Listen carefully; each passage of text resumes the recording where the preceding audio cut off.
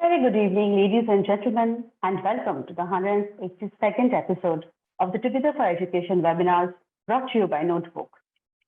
2.5 years back, when the pandemic had just set in and schools had closed down, we here at Notebook felt it was our duty to set up a platform for educators to connect meaningfully on discussing problems they were facing with the rising need of digital education and online learning and arrive at common solutions. Today, 182 episodes later, this platform has grown much bigger than we could have ever anticipated, all thanks to your love and support. We have discussed extremely curricular topics here, like digital learning, NEP and assessments, extracurricular topics like sports and theatre, topics like school finance and management, and even evolved topics like mental health.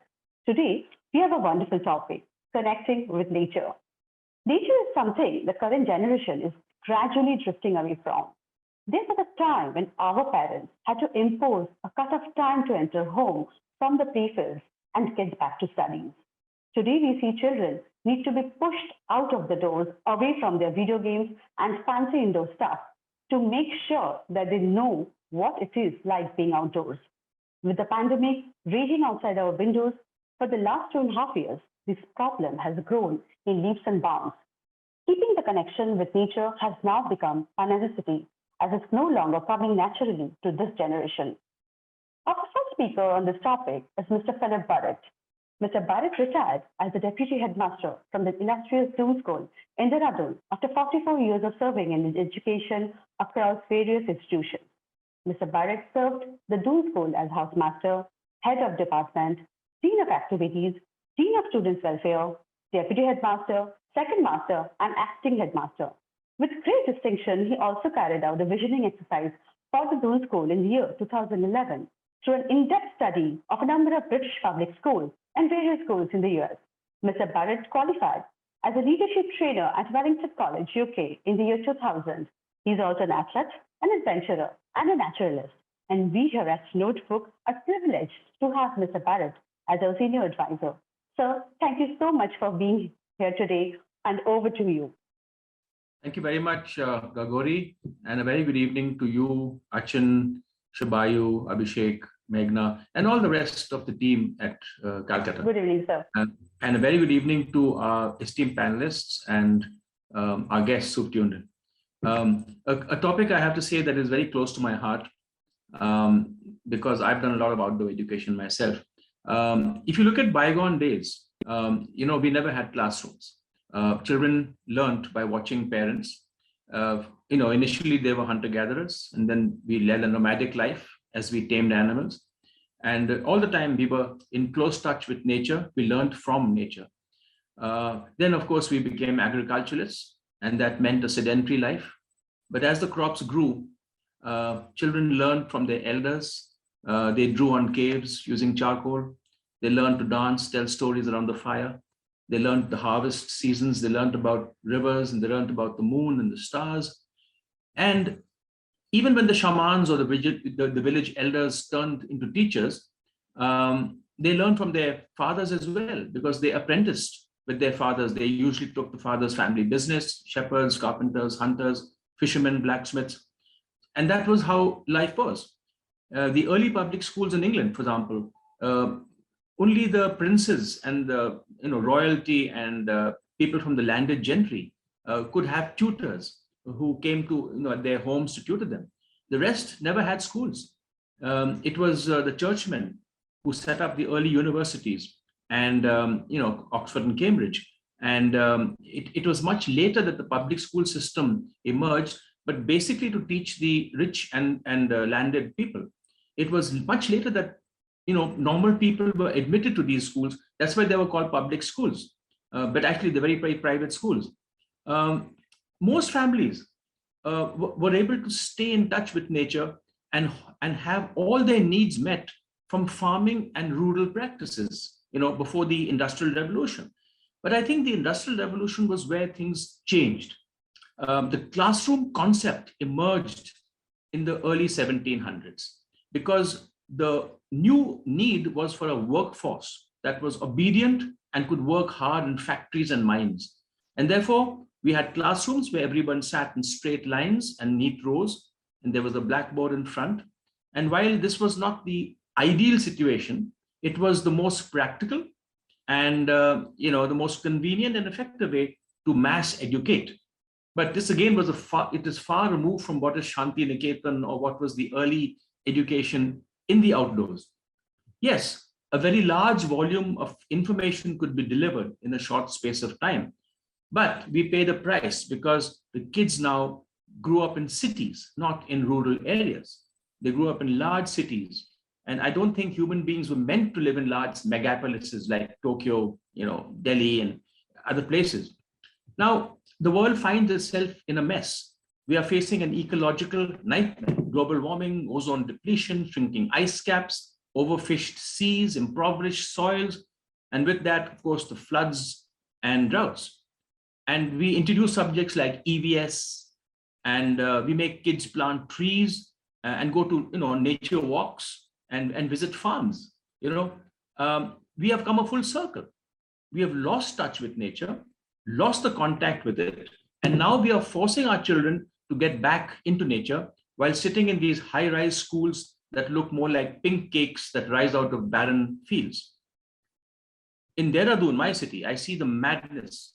I see the madness of deforestation, which is taking place in the name of development. At the same time, I see crowds of school children going and planting trees on slopes, which even 6 months from now will be deforested. Now, in the 60s and 70s, we learned about the outward bound movement, which was introduced by a gentleman called Kurt Hahn, who escaped Hitler's Germany and went and set up a school in Gordonston in England. And his whole policy of teaching children in the outdoors and introducing them to real community service, not lip service community service. Actually, many of these children were actually rescuing British soldiers who were coming out of Dunkirk and the war front in Europe. They had ambulance services, they had fire services, they were in touch with nature too. And from Kurt Hahn's experiment grew the Atlantic College and of course the UWCs, the United World Colleges, which are all over the world, where children are kayaking, canoeing, trekking. And out of that movement grew the Duke of Edinburgh Scholarship, and now the Indianized IAYP, which is the International Award for Young People. And if you look at the IAYP, one of the components is adventure, outdoors. You have to trek a certain amount of kilometers. So we're coming back and forcing this upon children in another way. If you look at the International Baccalaureate exam, they have the CAS, which is the Creativity Action Service element. You can't get a degree, you can't pass till you get your marks in the CAS. Now, then of course, everything that is brought in and imposed upon children loses its value. We brought in the EVS as a subject and gave it marks and grades. We brought in the SUPW, it's meant to be fun. It was meant for children to do some, community service, but we brought it in, made it compulsory, gave it a syllabus and gave it grades. Today, you look at the system of education in Finland, or Australia, or Sweden. This model, which is now being held up to the world as one of the exemplary models, bases a lot of its education on the outdoors. I know in Finland, children as small as class 5, as young as class 5, they do orientation, which is running through forests, learning how to read maps, following compass bearings, and getting in that 5 kilometers of jogging and walking. So it's a very integrated system of learning, fitness, and the outdoors. I also have read a concept called the 5 km classroom, which I have tried to introduce in some of my schools here. The 5 km classroom is where you take the children on a small 5 km trek into the woods. And here in Dehradun, we have a lot of them. And along the way, you do history, geography, nature study, biology, a bit of maths, storytelling, and you come back by the end of the day having done a lot of actual good work, but in the outdoors. And the 5 km classroom can be introduced, anywhere using your own curriculum. Now, many schools have built-in green spaces. They've changed the architecture of the school and the design because they want to bring in lakes and trees and, within the campus, like the Mahindra World College, which is outside Pune. which is an award-winning, architecture. You've got to see that place, how they have preserved nature so that classrooms move around the trees. They don't cut down trees. It is proven that when children are given access to an ambience like that, they learn better. So I was fortunate to teach at the Doon School, which is a 70-acre campus of just green. It's a pristine Sylvan campus because it was originally the Forest Research Institute. And our children live with a number of trees and shrubs, all sorts of flora and fauna. And never have I seen a child spoil, destroy, mar a tree. They do not destroy nature. They do not pluck a leaf. They live with nature. And as I grew up, a lot of my education was through my trekking in the Western Ghats. My father took me on many, many treks in the Western Ghats. And I learned a lot of my early geography using the prismatic compass, trekking, cooking, camping. And a lot of my early education and the stuff I got to know later was in these early treks that I did as a teenager. And I find that the most important part of my life and learning. Also after school, in those days when I passed out of school in the 60s, there was nothing to do from December to Jan before one joined college. So I went off on an adventure course down the Tista on a raft. This was organized by the Himalayan Mountaineering Federation, Darjeeling. So I met boys from different schools and we did this it was very risky, but I went and did it. Apart from that, I also trekked in Bhutan. And so I was ready for college at the age of 16 and a half. But we were exposed to these outdoor adventures. Again, at the Doon School, twice a year, every boy leaves the campus and heads to the hills. If you are under class 10, you go with teachers in small groups. And once you pass class 10, you are on your own in a small group. You have a person trained in first aid, you have a person trained in water rescue. And a lot of our learning is centered around adventure because like the round square movement that we belong to, we believe in the IDEALS, that is internationalism, democracy, environment, adventure, leadership, and service. So if you see the IDEALS, the A part of it is adventure.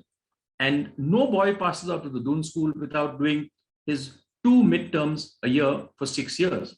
So if you're lucky, you do 6 extremely difficult, treks into the hills.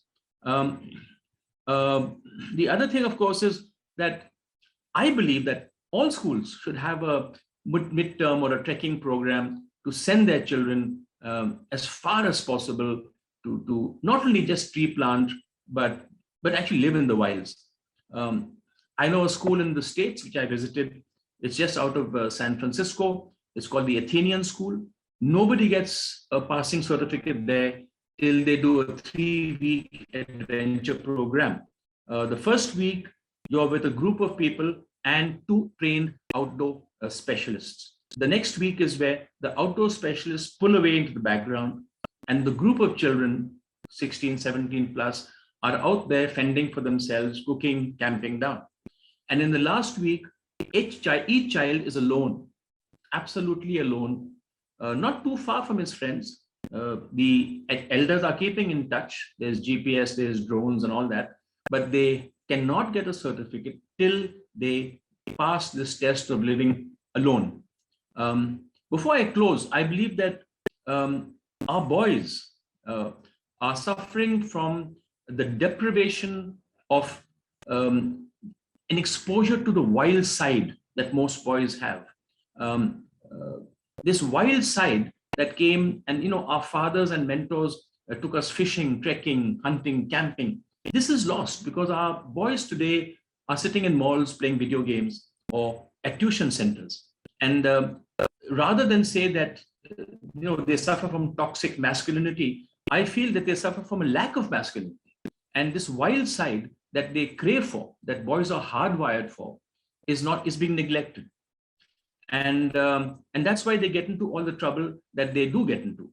And I really feel that most schools should look at a program where they get together, not only the academics and the sports and the service, but also introduce this element of adventure. When I retired from the Doon School, I joined a company called Int'l, which is probably India's best outdoor adventure company. And many students come to our camps all over the hills in the north. We also had camps in the south, in Coorg and near Pune. And the amount of learning that took place, and these were children above the age of 12 from a number of schools. So there were diverse groups, heterogeneous groups. We had the best guides and outdoor instructors. So they did everything from kayaking, canoeing, rock climbing, rappelling, trekking, and so much learning took place in these groups. And boys came in and men left, and girls came in and they left as really well adapted, well all-rounded human beings. Having said that, I hope I have set the ball rolling to hear our experts. I look forward to our experts talking, our panel, and of course, Achin. Thank you very much for listening, and over to you, Gagori. Thank you so much, sir. We could not have asked for more, borrowing from your experiences. Thank you so very much. Well, ladies and gentlemen, our next speaker on this topic is Mr. Achin Bhattacharyya. Achin is the founder and CEO at Notebook, a chartered accountant by training. Achin was a director at Deloitte prior to starting Notebook. He has worked in India and abroad in various senior capacities in GE, PwC, KPMG, and Deloitte. Achin is a member of the Institute of Chartered Accountants of England and Wales, a fellow of the ICAI, a member of CP Australia and CP Ireland, and a member of CIMA UK.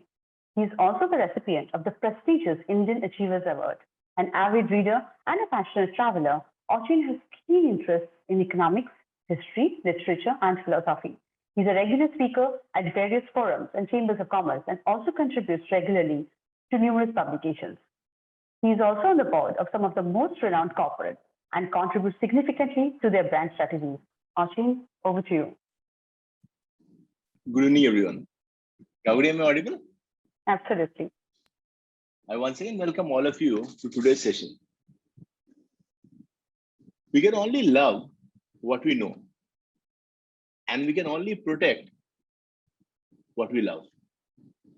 Spending time in natural environment as a child is a key determining factor in a continuing relationship with nature. And of course, it has all the associated benefits. Giving children the chance to know the seasons, small things like watching migratory birds, learning about the rhythm of more than human worlds. I look at it like it's like an antidote to this shifting baseline syndrome. If a child can't recognize a swift, how will they know if it doesn't make it back 1 year? There are other aspects too that are harder to measure. Beauty, for instance, delight, make-believe, freedom. Outside, even in the most urban areas where most of us reside, there's a magic in small things like the cracks of the pavement and wonder on a walk around the block. And when you look at a child's overall growing up, the entire process of holistic upbringing, a child can be nurtured by a particular tree in the park, or a dandelion on a street corner, or the snails on urban road verges that have been left to grow wild. Empathy for other species can then be nurtured in a kind of symbiotic reciprocity. So, crucially, giving children the chance to know that they are part of a much larger, vast and complex, ecological system, much more, bigger matrix of life, and that we only breathe and eat and we exist because of an entire chain that also consists of plants, insects, sun, rain.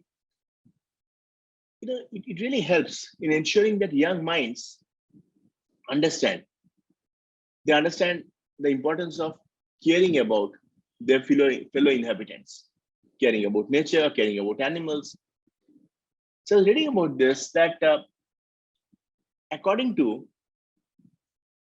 a UK-based wildlife trust, one of the most premier organizations in this particular area, they have done significant work. They feel that children should spend at least an hour a day in the wild. And in fact, they have gone as far as urging the government. They actually filed a petition to create more spaces where young people can connect with the natural world. And this particular trust, it represents around 46 local organizations and more than 2,300 natural reserves all around UK. And they've called on the government, and their single point agenda has been that we need to create more spaces where children can climb trees, learn about wildlife, and connect with the natural world while being at school. So they've strongly advocated outdoor teaching, which will help children develop a more personal and intimate connection with nature, help them pursue their passions, small things, whether it be like searching for a frog spawn, building dens, or climbing trees. And this particular recommendation, it has been based on a study that was conducted by the Institute of Education, part of University College of London, and who found very strong positive correlation, strong positive benefit of development of self-worth and confidence of primary school children after taking part in activities in wild places. And this organization said that if children are spending an hour a day outdoors, especially in the age group of 4 to 11, it will actually help in re-establishing connection between young people and nature. And benefits are far-reaching, be it their actual involvement in days to come in terms of preserving nature, in terms of reversing climate change. In 2015, there was a survey which was conducted in UK again, which found that less than 1 in 10 British children have access to natural areas, compared to 40% of adults who had access when they were younger. So within one generation, it has come down from 40% to less than 10%. So in today's age, less than 10% children, they felt, have access to natural areas. And only half of the children said that in their school, they have an outdoor natural area where they can actually play. And researchers found that overwhelming majority of children surveyed had learned something about the natural world. They felt much more confident and had better relationship with their classmates after spending time outdoors. So the benefits were very clearly visible. The correlation was very clearly established. And it is quite a significant research in terms of materiality. They surveyed around 450 school children in 12 areas across England. And their responses were taken both before and after participating in such activities. And the best part is that even children felt that. Out of the children interviewed, around 80% said that spending time outdoors, they felt could help them with their schoolwork. 85% felt that they are capable of doing new things if given an opportunity. And more than 80% felt that they felt more confident, similar to what Burrett just said, helps in developing confidence. So research very clearly shows that children experience profound and diverse benefit through regular contact with nature. It's only a question of enabling the same. Improves their well-being, motivation, confidence. The data also highlights how children's experiences in and around the natural world led to better relationships with their teachers and classmates. Overall mental well-being definitely improved. And it also shows that each generation seems to have less contact with outdoors than their predecessors. So I think we owe it to all young people to reverse the trend. And not only for their sake, but also for nature's sake. And today, if we look at benefits, benefits are far-reaching. For instance, in terms of mental health that we were just discussing, we all aware about the challenges of, say, something as sensitive as ADHD, inattention, hyperactivity, impulsivity, core symptoms. Children exhibiting behaviors like consequences like difficulties with academics, difficulties in forming relationship with their peers. But the benefits, for instance, I was looking at this concept of nature-based learning, which refers to learning through exposure to nature and nature-based activities as well in natural settings, where elements of nature have been brought into environment. Elements of nature as simple as plants, animals, water. So according to experts, NBL, which is nature-based learning, true nature-based learning is where nature is the classroom, where children actually learn through nature, learning through exposure to nature and nature-based activities, of course. So in natural settings, if elements of nature are brought into it, like plants, water, animals, etc., so the benefits are profound. Impact is huge. It positively impacts children's mental well-being, which is, I think, the most important thing. And we are discussing about nature-based learning, but often similar concepts such as environmental education, outdoor education, environmental-based education, even if there are subtle differences among all of this, they all emphasize a more hands-on, nature-centered approach to learning, with an aim of activating more senses than just sight and sound, as is often done in the classroom. By engaging with children and ensuring that they're engaged with the natural world. So I think the benefits are huge, and we'd all agree. Now, in schools, educators could have the class read a book, write a story, or study biology. But imagine studying biology lying on a patch of grass, activating their sense of smell, touch, sound. So I think activities like this are very beneficial. Again, I was reading about this concept of forest school. It dates back to open air culture, frusilive or free air life, which was a way of life in Scandinavia, where forest schools began. But again, it was adapted by many more countries by mid-90s, and it has grown from strength to strength. Now, in forest schools, it's not like a one-off activity. It's like a long-term process of regular sessions. It's not like an infrequent visit. So an entire cycle of planning, observation, adoption, and review is involved in each session. Schools can take place in an woodland, natural environment to support the development of a lifelong relationship between the learner and the natural world. Forest schools are run by qualified forest school practitioners.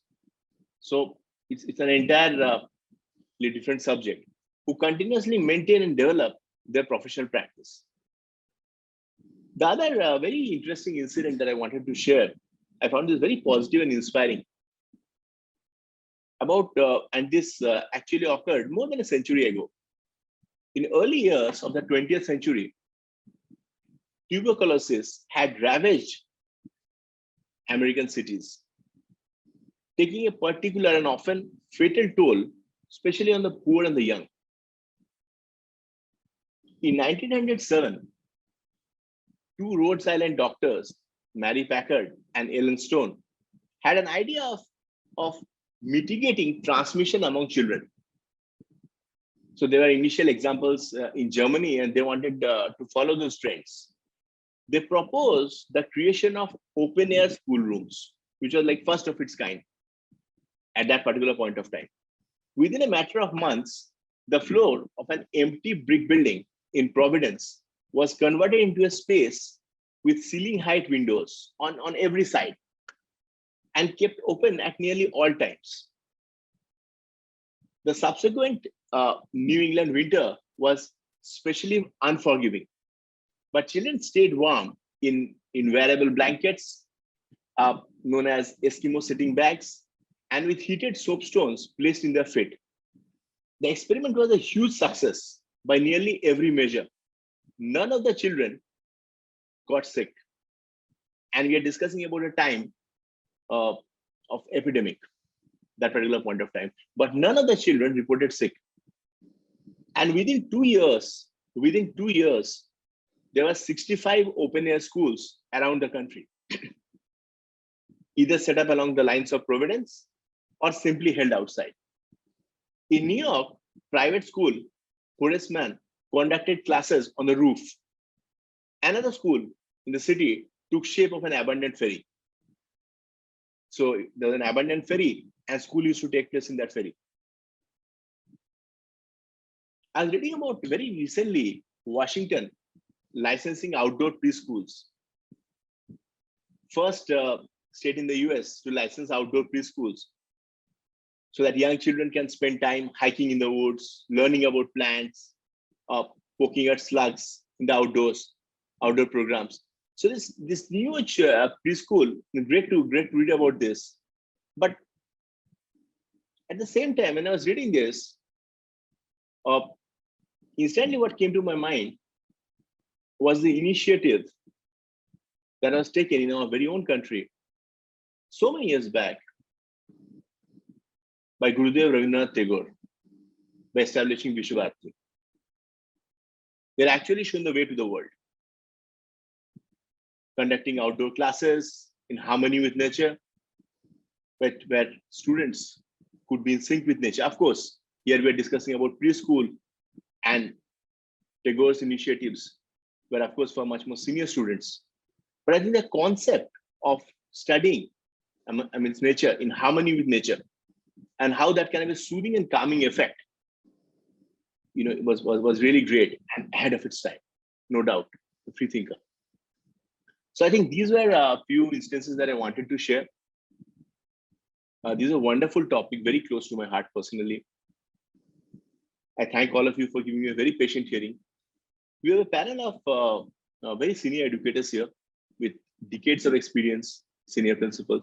I really look forward to hear from them, their experience in terms of what they've seen in the school, their real life case studies, and how they look at this particular topic. And I really sincerely look forward to hear from them. I thank all of you again. Over to you, Gauri. Thank you, Achin. We can love only what we know, and we only protect what we love. It's so true. Well, ladies and gentlemen, with that, as Achin mentioned, we do have a wonderful panel lined up for you. But before we start with the panel discussion, a little bit about us here at Notebook. We at Notebook are an edtech platform that creates short videos pertaining to the school curriculum, which means that every topic from every subject of the school syllabus has been converted into a series of short videos that can be used in two different phases. One is when you as a teacher are starting out a topic in your classroom, you can play one of these videos as a method of visually introducing the topic to your students. These videos are just 6 to 10 minutes in duration and take up very little of your class time while offering the right kind of material to students to generate curiosity and excitement. The second is when the student is studying at home, months later, they have access to the same videos on their personal devices, be it a laptop or smartphone. They can watch the videos over and over again until they get a very clear understanding of the topics that you have taught. What I'm going to do now is play you some short snippets of notebook videos so that you know what they exactly look like. Hello friends, welcome back to Notebook. In this chapter on natural vegetation and wildlife, we will take a brief tour of India's rich heritage in an amazing variety of flora and fauna. India has about 47,000 species of plants, which ranks India 10th in the world and 4th in Asia. So he took 1 foot on the ground as 1 centimeter on paper. This made his measurements easier. So he drew a rough sketch on his notepad of the floor of the room, and 10 feet became 10 centimeter, 8 feet became 8 centimeters, 9 feet became 9 centimeter, 7 feet became 7 centimeter, and 12 feet became 12 centimeter on his notepad. A story about the state of Haryana. This news report is of the State Assembly elections of Haryana in the year 1987. Haryana was ruled by the Congress party since 1982. An opposition leader, Chaudhary Devi Lal, led a movement called Nyaya Yudh, or the Struggle for Justice, and formed a new party called Lok Dal.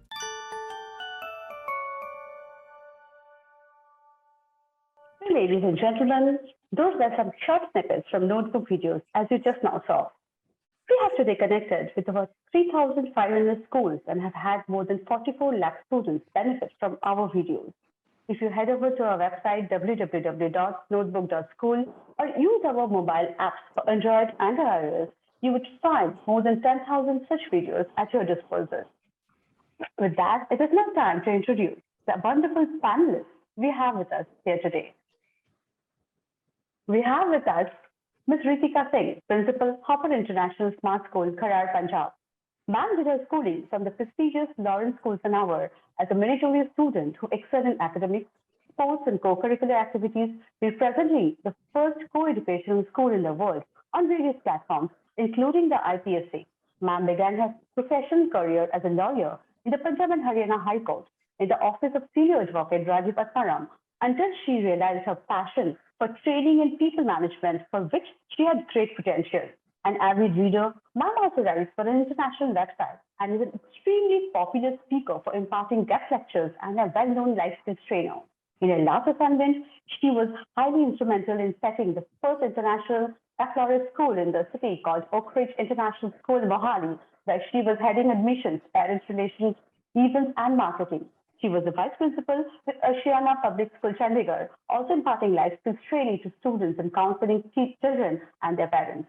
She is currently penning her first book as an author, which is likely to hit the stands soon. She is a popular choice for judging students' events and is often invited by schools to impart her fair judgment. She has been awarded with the Vice Chancellor of Punjab University for meritorious service in the field of education, including during the 6th Rose Festival in 2015, Special Award of Honor for Noteworthy Contribution to Education during the 7th Rose Festival in 2016, honored by Rotary International with the Nation Builder Award 2016 on the occasion of Teachers' Day International Literacy Day, only to name a few. Ma'am, a very good evening and welcome back to the panel. Next, we have with us Ms. Nargis Qazi, who, with 26 years of progressive experience as an administrator and teacher in CBC schools. Ma'am has worked specially on psychology of teachers, teenagers, and helps them in problem solving and dealing with growth and stress. She holds a B.Ed, M.A. in Urdu Literature, M.A. in Education, M.A. in English, and M.A. in History, M.Ed and an MPhil. She has worked as a principal for 3 years in Vani Lance English High School and Junior College Vani, for 2 years in Prabhat Kids Akola, for 4 years in St. Mary's School Bhandara, and for 2 years in Equerra High School of Brilliance, Daryapur. Ma'am has received the Dronacharya Educators Award for Best Work in Education and has been conferred by the Indian International Teachers Association, Delhi. She has attended a number of workshops, including a 3-day UGC-sponsored national seminar on role of IQAC in the improvement of academic and administrative performance in the institution, 3 days national workshop organized by HRD Ministry, New Delhi, and Scientific and Technical Terminology Commission on problems of technical terms in the subject, only to name a few. She has also conducted many workshops on psychological and emotional needs of teenagers, classroom management, classroom teaching, inclusive education, and so on. Ma'am, thank you so much for being here today and a very warm welcome to the panel. We also have with us Mr. Tyrone Headmaster of Sherwood, Tura, a pass out of Jesuit education at Loyola Jamshedpur and then further on at DW Dhanbad, an alumnus of the Mount Hermon College of Education, Darjeeling, and then he joined the Assam Rifles Public School, Shillong. In 1986, he started his own school at Sherwood, Tura, Meghalaya. Today, Sherwood is easily recognized as one of the best schools in Meghalaya. That was further recognized by the Meghalaya state for imparting real education last year by awarding him with the State Award for Education. So it believes that all children can weave successful stories in their lives, and we just need to help them draw out those God-gifted talents. He's an avid reader and shares all information relevant with the students. He interacts with students, compassion, and humor. He's been blessed with 3 beautiful children, 2 sons and a daughter who is walking in his footsteps by coming on board on the school management from this academic year. Welcome back to the panel, sir, and a very good evening. I shall switch on my camera now. And a very good evening to all of you once again. Ma'am, am I audible? Reetika Singh, ma'am, you need to unmute yourself, please. I'll come to Reetika, ma'am, first. Hi, Kagori. Hi, everybody. Good evening. Hello, a very, very warm welcome to everybody. And I'm so looking forward to the session. And that was a wonderful discussion that we had with Mr. Philip Burrett and with Achin Bhattacharyya, as always. I'm such a fan of both of this. So yeah, let's get started. Yeah, ma'am. So I'll come to you with my first question. So this is this new era of technology with video games and different apps, numerous apps, So how do we motivate our students to stay connected with nature? That's my first question for you today. Yeah, all right. See, Kagori, it is very important that we utilize technology along with, getting children to move out in amidst nature. So I feel that it's very difficult to separate children from technology in today's era. So maybe, a couple of options could be nature photography, since photography is a wonderful form of art and it helps to reduce stress and anxiety that we can share with our children. Stress management skill allows us to place our focus outside of ourselves. So photography is a very creative and a fun hobby and can help us distract ourselves from stress, anxiety, and depression. And it serves as a type of mindfulness meditation. Another thing that we could do with children is online nature experiences. Nothing beats holding, petting, and being up close with an animal. But sometimes that's not possible. Children can also enjoy animals through virtual encounters.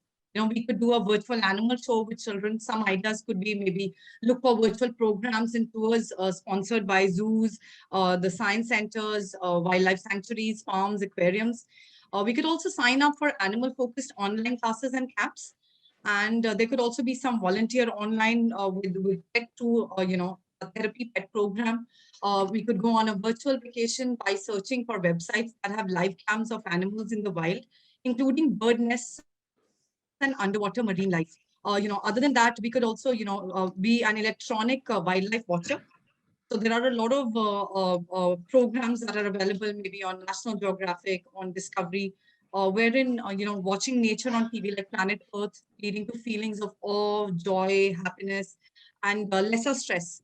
If you're unable to visit a place in person, the next best thing is to observe it using various media tools, such as videos, movies, and documentaries. And then, it is an era of virtual reality. Technology can give us a chance to enjoy nature experiences that we otherwise would not have an access to, such as flying or walking on the bottom of the seafloor. In virtual reality, once we put on our VR headgear, it transports us, into this beautiful, gorgeous world, for instance, underwater world, where a giant whale or a fish would swim by us and we could reach out to them or even maybe touch them. So I feel that, it is very important to ensure a balance. To me, there is nothing wrong with bringing technology along if we are incorporating it into our nature experience. If we use technology as an enhancement rather than a distraction, while engaging in outdoor activities, we will reap the most benefits like stress reduction and feeling more balanced. Just be mindful of how you and your family are engaging with technology. If you go out to the beach to rest and relax on a blanket, don't let the rings or buzzes, etc. on your phone interrupt your mindful nature time. If your phone or your iPad is used as a tool rather than a distraction, then it can be beneficial and can help us connect to nature. Of course, it's also important to silence the device and put it away for a part of nature experiences. For example, if you're going forest bathing, which is essentially a mindful walk in the woods, put the phone away for most of the experiences, pull it out to snap a photograph and capture the incredible nature scenery that fills us with awe, so we can refer it at a later instance. So I feel that it's not necessary to only move outdoors as in outdoors. We can put technology to best use and also get children to mingle with nature. That's my personal take. Thank you so much, ma'am. Those were wonderful inputs. Really, really interesting, actually. I'll come to Patrick, sir, next. Sir, a very good evening. Sir, my question to you is the same question which I had. Like, how do you keep your students motivated in this era of technology with numerous apps all around? There's so much of indoor things to do. How do we motivate them to connect to the nature, and what can we do particularly at the school? Good evening, ma'am. I'm very happy to be in such well-known company with Mr. Philip Burrett, Mr. Bhattacharyya, you, the speaker just ahead before me. Well, to be honest with you, here in Tura, Meghalaya, is still a very green place. You know, it's very green. Our streams are still fairly clean. We still have a lot of forests. I wake up with the huloks making a noise early in the morning. Can you beat that? I could send you a video of that. That would be wonderful, sir. And that's the beauty about this place. And in our school, we make it a point once a week, the children have to be taken out to some place in town where they spend at least half the day scouting around in maybe a big jungle area, a forested area, along a stream, all right? And they are so excited about the whole thing because it's an outing. They get on the bus, they're taken over there, and then they spend at least an hour or two, and then back again to school. Now, at the same time, I do believe in the concept of soil, soul, and society, where our children are told, you're going into the forest, the forested area, you bring it, keep it, leave it behind as you found it. That means your whatever packets you may have, you bring it back to school in your bag. All right. There are no plastic bottles. Okay, you have to bring it in your water bottle, and that's it. You don't leave any Bisreli water bottle or any other bottle behind. Everything comes back to school. So the children have realized that when we go out, especially into nature, we try and keep it as it is. And as Mr. Philip Burrett rightly said, no one destroys when you're growing up amongst it. Nobody. You become a stakeholder at it. And that's what we need to make our children aware, make them stakeholders in nature, soil, soul, and society. So soil is what gives us everything. Today we are talking about global warming. And the generation that's going to really find it challenging is going to be the one that is very young. We don't know what's going to come of us, but the young generation will have a very challenging time in another 10, 15, 20, 30 years.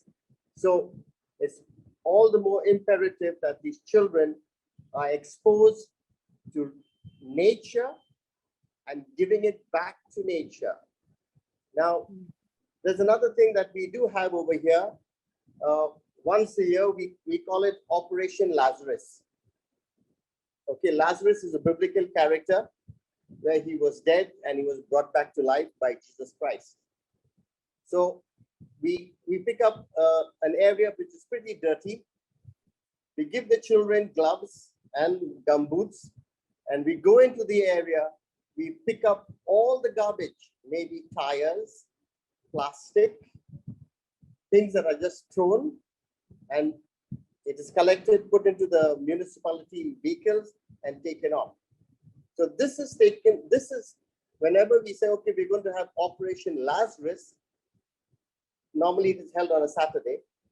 So Friday, when the announcement is made, Operation Lazarus tomorrow, the children just love it, you know, because they realize that they are making a difference. And yes, you see, children imitate, children follow. If the parents keep using their mobile phones or their laptops, the child is going to be alone and he's going to be looking for some, okay, if my mother's got a mobile phone, I should get one too.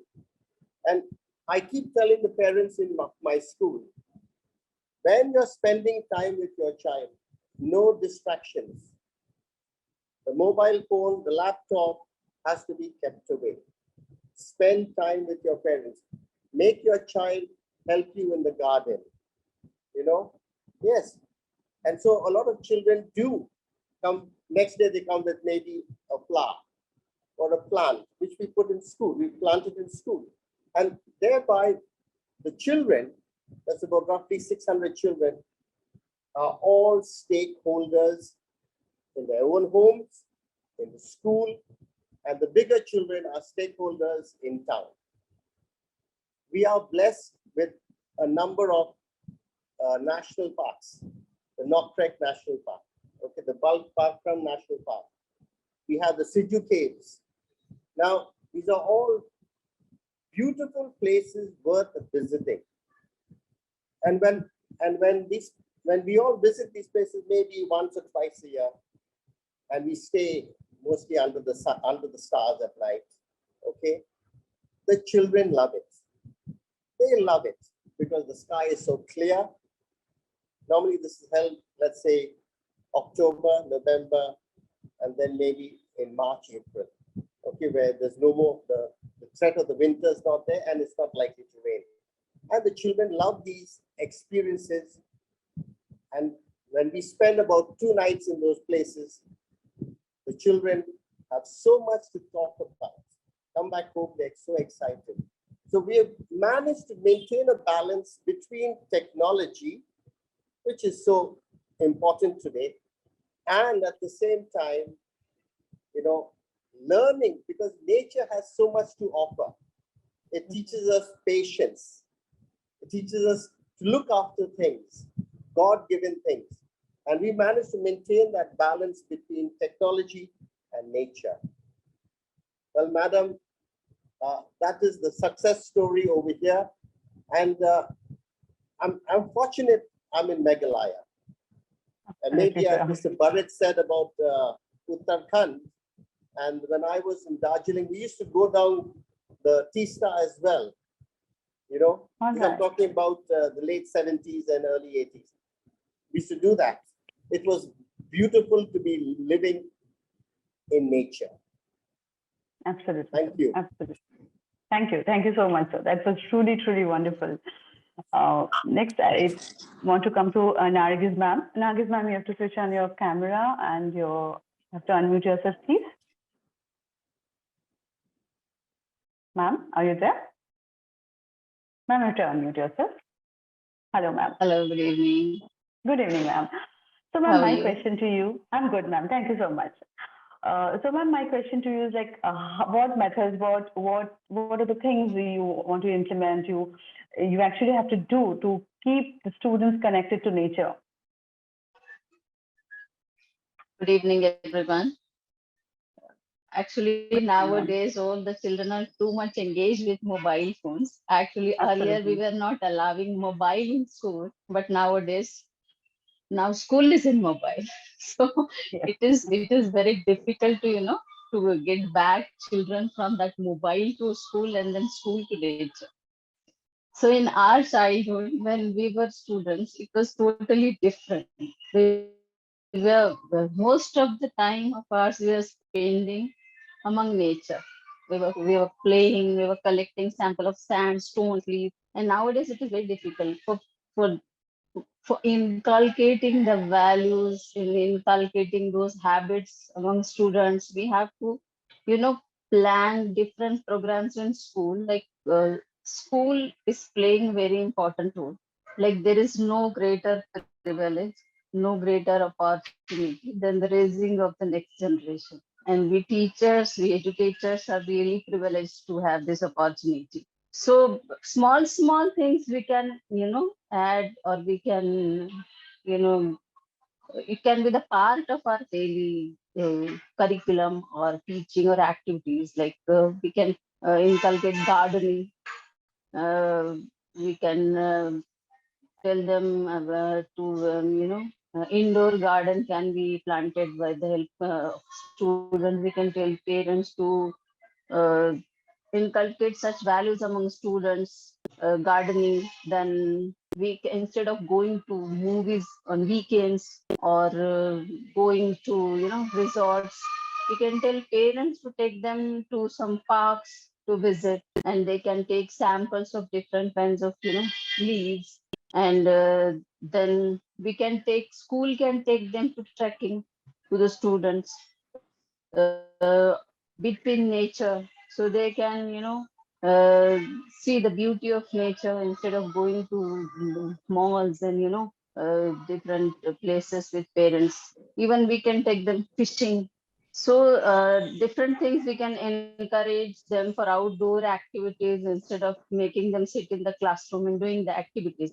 We can give such kinds of assignments to the children, like collecting samples of, leaves, different flowers, or collecting sample of sand or soil. So this one more activity can be added. Then we can tell parents to limit the screen time, because nowadays students are addicted to mobile phone and gadgets, electronic gadgets. So we can request parents to limit the screen time and, engage child in such activities of gardening, or go trekking, or tell their parents to take them trekking or in forest. Even school can arrange such activities. Then it is our duty to connect child with the nature. Like if we'll take them to forest, they can see varieties of, plants, varieties of insects, varieties of reptiles. So this is the not only parents school, this is the, teamwork. Equally parents, school, and children must be involved in this activity, so that we can connect children with the nature, right? So this is the Thank you, way we ma'am. can inculcate the habit of among children, and we can connect with them with the nature. Thank you so Absolutely, ma'am. much. So, ma'am, just taking away from your words, so what is the reaction of the parents when you inculcate more of outdoor activities in the school curriculum? What is the response you get from the parents? That's what my question. See, whenever we plans any of the activity, we can get mixed response from the parents. Okay. Nowadays, parents are very much protective towards their children. So even they do not want their child to, to carry the bag due to the weight of bag. Many of the parents, so parents are too much protective towards their children. If we want to arrange any of the camp outside, between outside the school, among nature, any of the activity which is either it's trekking or fishing, or something else which is, like sir told me, enemy is organizing very beautiful camps. My daughter was a part of that camp. Now sir has shared with us. Now he's the part of the enemy. So enemy is organizing very beautiful camps. So if we try to organize such types of activities, we are getting negative. First response from parents is negative, because they are overprotective towards the children. Okay, if my child will go out, something will happen to him or something happen to her, then what? So we have to face many things. We have to face that negative response, and we have to counsel them. We have to make them understand the merits of any such kinds of activities. So this is the, parents are too much overprotective Overprotective. towards children. Absolutely. We get mixed response. So 60% negative and 40% positive, you can say. Thank you so much, ma'am. I'll come to Reetika, ma'am, with the same question, ma'am. So, what is the parents' response or reaction or response, to be precise, when more of outdoor activities are incorporated in the syllabus? See, Ganguri, I totally agree with Qazi, ma'am. I think this is a consistent problem all across. Whereas as an educator, I feel that outdoor play is a great way, to model the joy of physical activity. When children run, jump, climb, throw, and, pick balls and ride toys, that requires balance. And they also build gross motor skills, and they start developing a habit of being active. Now, as for parents, again, there are two schools of thought. Since I come from a boarding and I am from a sports background, I would want my daughter to be in everything. And she is, an all-rounder. She's a lot into sports. She's representing her school for the IPSC basketball tournament and so on and so forth. Now, when I look at parents in my school, there are a lot of parents who encourage outdoor games, especially post-COVID, when kids have gained a lot of weight sitting indoor and, they become more like couch potatoes.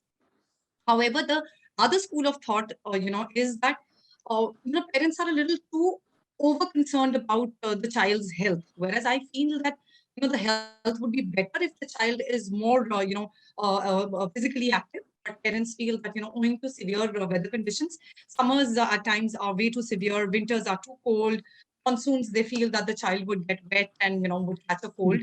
So this set of parents are a very hard nut to crack.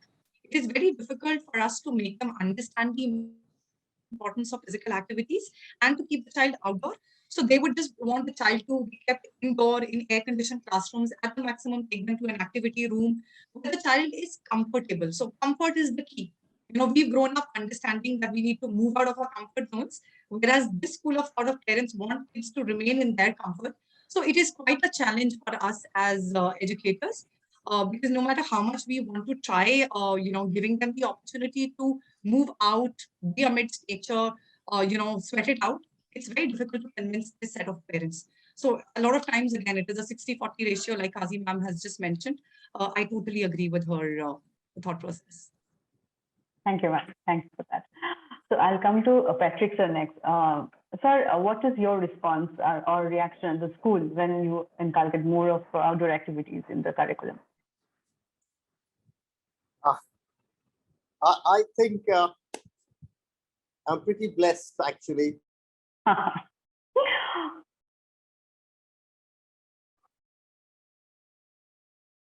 are you there? I think he was traveling, so there must be some network issues at his end. Back. So can you hear me? Can you hear me? Yes, I can hear you, sir.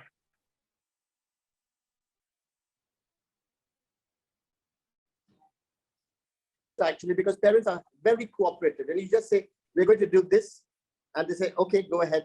Because I think a lot depends on trust. If you have trust, the parents trust you, you trust the children, everyone goes for the holiday or the trip and comes back happy. And in the end, you have a happy child, and a happy child learns. An unhappy child does not learn. And Absolutely. that's what I've realized. You create a balance in the classroom, in the school, learning will take place. Learning will take place. And yes, having a mobile is a good thing, but you balance it. It is not to be used 24/7. Yeah. So, and parents need to understand that the more they use it, their child gets neglected. So they need to keep that in mind. And they do.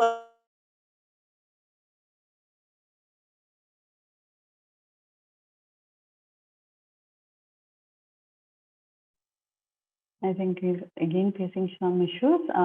Sir, you can switch off your camera and just be on the microphone if it's a problem. Hello, sir, are you there?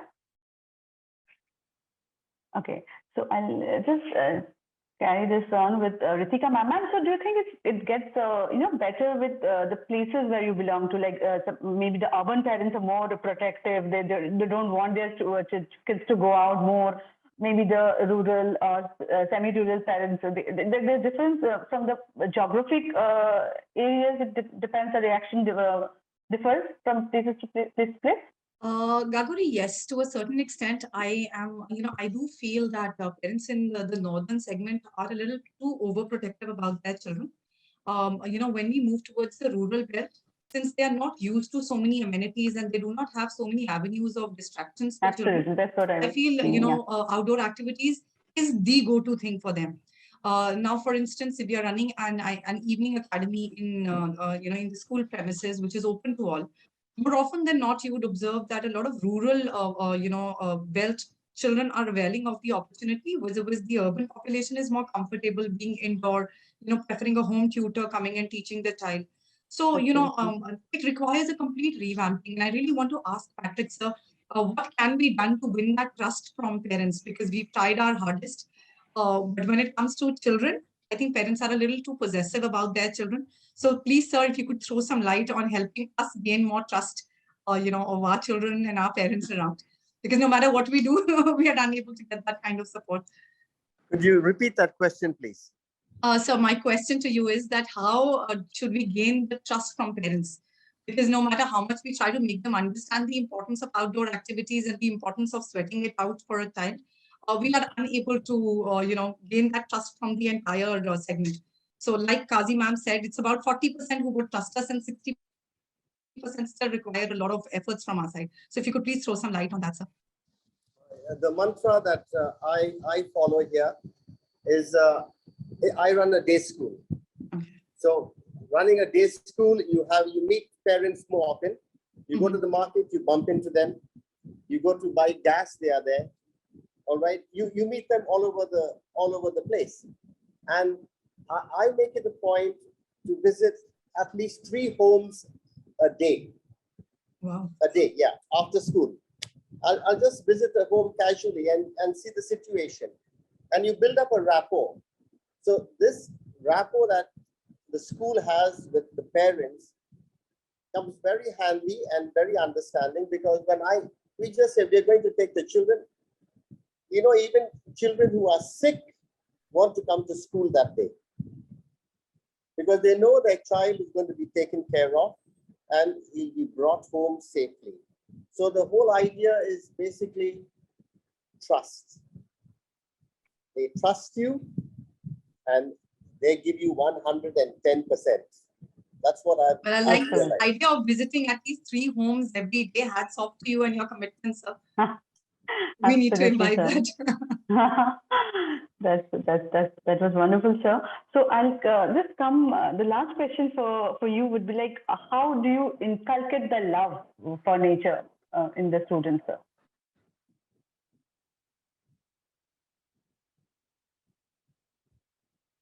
Hello, sir. Are you there? Is it for me? Yes, sir. So for you, sir. Could you repeat? Yes. Yeah. So how do you inculcate the love for nature within the students? It becomes easier when you belong to a place which is like very beautiful and like a more of a like away from the city. So the love naturally grows. But for people who have only seen skyscrapers since their birth, so for them it becomes really difficult, I think. Actually, the children are taught. Okay, I have from KG onwards, right from the kindergarten class, they are told, learn to look after nature, learn to look after it. So do not pluck leaves, okay? Don't. Admire it, touch it if you have to, but do not destroy it. And each part of the school area is earmarked for demarcated for a little class. Okay, so you look after your little garden. So they do some watering, they may do some de-weeding. Oh, wonderful. Okay, and that's what they are learning, that the tree is what gives this place the beauty. And if you look at Meghalaya, I think Meghalaya has got a staggering 70% of the landmass is forested. It's just, yeah, it's that green. And I'm talking about, I live in an urban area, but should you fly by a helicopter over the town, you will not be seeing too many houses. You'll be seeing trees only. It's that green, you know, and our streams are still clean. They are clean. I mean, the amount of money that's spent on the Ganga, we don't even spend nothing, and they're spotlessly clean, because people make a difference. People understand the value of a clean, natural surrounding. You know, that's what it is. So it's the way we live our lives. Okay, yes. I mean, the thousands of crores being pumped into the Ganga, and it's still a filthy place. Well, I'm not going to add any more. It's how we live our lives. And living here in Meghalaya has been a wonderful experience for me. I find that this is actually heaven. And so are the people. Thank you, sir. Thank you for that. Reetika ma'am, so I would come to you for this same question. Like, how do you inculcate the love from the very childhood to the students so that they grow as nature lovers in the near future? Before I come to that, Patrick sir, you need to invite us to Meghalaya soon. to see the, the paradise on earth ourselves Anytime. and witness it. Yeah, all right. Gagori, coming to your question, ways to inculcate love for nature among children. At the outset, I feel we should start them off young. We don't have to wait for the little ones to carry all sorts of outdoorsy gear to get them exploring nature. You can just go ahead, expose them to the natural world from the time that they're toddling. We can start with maybe just walks in the tree-filled sunny parks or in tummy time in the garden. Get those little hands busy, feeling the grass between their fingers or crunch of leaves under their little feet. Laugh together in that funny shaped bush or that pebble that looks like a bear. So it is about trying to make a child fall in love with what the child is experiencing. So there are a lot of times we would move out, look up in the sky, find clouds, and try to make meaning of the shape that they're into. And books, again, are a great way to introduce nature to children. There are some excellent children books about nature that we can read together. I used to do that with my daughter when she was young. And also, looking at colorful pictures, pointing out familiar flowers, bugs, animals. The second thing that we can do is step out and about. So what's the best way to develop love for nature is to be in the midst of it. To step out of the house with the little one, feel nature unfold, embrace instantly. A family hike in the nearby hills or woods is an amazing outdoor activity. It can also be done with children. We could take them out, for a 2 days trek, and there they could spend some quality time in nature, discovering some new trails, wandering at the glorious flora fauna all around. Take a walk in the park, stopping to admire some unusually shaped leaf or a busy bird building its nest. So it is actually the best way to kill time and appreciate nature. And of course, we shouldn't forget the favorite outdoor activity of the kids, which is a picnic. I organize a school picnic almost bi-monthly, because that's where children learn best. While they're in the middle of nature, eating their favorite foods, venturing out. We could also prepare a simple a repast, like grab a blanket and find a cozy spot to have the next Sunday lunch. Let the birds and the butterflies join in. That's the best way to make the little ones fall in love with nature. Making nature their hobby. Kids love to record and research, So we should turn their love of nature into an interesting hobby and see how they get hooked. Some of the basic field equipment like magnifying lenses, a pair of binoculars, or a simple telescope. Older children can be given, a simple camera if they show an inclination for photography. Encourage your children to observe nature and take notes on what they see. A cool nature-themed notebook can be used to make sketches or maybe of insects, or to stick photos of the dry leaves that they would probably find on their way. Another great idea is to get the little ones some interesting field guides, or to the common animals, birds, insects, plants, because it is all in sync with their EVS syllabus. Your kids would be thrilled when they spot a tree or a bug that they've been reading about in the textbook. Then there's this concept of little green fingers, which is inculcating the love for gardening. So we do these tree plantation activities with children in our school. So at the time when they are gardening, they would come in touch with the soil. They would find different kinds of bugs, worms, some fascinating creatures. So if you have a nice garden space, you could try planting a few fruit trees, some vegetables. They could also grow some herbs there.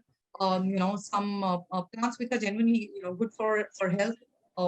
Berries, beans, tomatoes, they're easy to grow, and it's delightful for a child to pick the fruit out when they're ripe. And to be honest, Agori, I do that in my school very often. So no way are they going to say no to eating them. If they've grown it, they would want to eat it. I have a lot of these fruit trees in school, and we do ensure that children go out. The little ones could only help us in watering those trees, so they feel that they're a part of their entire process. The other thing is that bring the outside in. Nature doesn't really belong to the outdoors. Help the little ones, bring a bit of nature indoors too. Encourage kids to gather treasures from nature like feathers, leaves, pine cones, dead bugs, and they can have their own special jars or boxes to store their favorite rock or a leaf collection. Identifying and labeling, whatever they found. So nowadays, it's all available at the click of a button on Google. They could probably just use Google Lens or try to understand more about the leaf that they would have found. And how about creating, maybe a little, a nature corner or a nature table in the house with small boxes and baskets to hold some natural elements from outside. And these could also be used to make some nature crafts, because it's a beautiful big world out there for children. The possibilities for fun are endless. It's all about the ideas. If you're able to, get all these ideas and put them to practice, nothing can be better than that. Because the more children are amidst nature, the better human beings they'd eventually grow up to be. And it's very important to be Absolutely. nature loving. If you want to be a good human being, if you want to inculcate those Absolutely, fine ma'am. values, it's very important for a child to be nature loving. Grow plants at home, maybe encourage children to water those plants. So these little things do work wonders. And for me in particular, growing aloe vera in school or having these basil plants or some of these fruit trees have really worked wonders. So for children who don't like to eat fruits, we tend to pluck it from there and hand it over to them. So they relish it more because they feel a sense of connect with the tree. Wonderful. Thank you. Thanks. Thank you so much, ma'am. Thank you so much, sir. Actually, this topic was very close to my heart as well. So I would like to call Achin for the vote of thanks. So I think really a wonderful session, must say. Very seamless, very spontaneous. I thank all of you for your time. Patrick, sir, some very wonderful points you made. So I think visiting 3 homes per day, tremendous commitment, I must say, and very, very inspirational. Really, really shows your commitment to the cause. And also, I think 3 words that you mentioned, the concept of soil, soul, and society, it had a very, very deep meaning. Thank you so much. And the importance of building trust between parents and teachers, which was a long way to ensure that you have a happy child who really learns well. So I think some great insights from you, sir. And of course, we all we understand that we're living in wonderful, beautiful green surroundings in Tura. And so I'll just repeat what Reetika ma'am said, that we all look forward to the invitation to visit your school. They're really wonderful. Nargis ma'am also made some good points. Thank you, sir. Nargis ma'am also made some good points, I think, about being connected with nature through activities, assignments, and also limiting screen time or activities like gardening, trekking, giving preference to them. So I think very good points. Reetika ma'am, thank you so much again. Some great points. Of course, using technology as an enabler instead of trying to fight it out. Why don't we try to find the synergy? So investing in be it a virtual vacation, walking on the seafloor virtually. So I think great insights. And also, I completely agree with you that we need to use technology as a tool, as an enabler, as an amplifier, and not as a distraction. So I think a great point. And also thank you so much, ma'am, for ensuring that I saw how spontaneously you participated in terms of speaking to your fellow, reaching out to your fellow panelists, etc. Really wonderful. That is the spirit of Together for Education webinar that we all aspire to build. So I think great session we had, and I'm sure members of our esteemed audience also benefited from the collective wisdom of the panel and some great insights that they shared. I thank all of you again and look forward to your continued support in the sessions to come. Thank you. Take care and goodbye.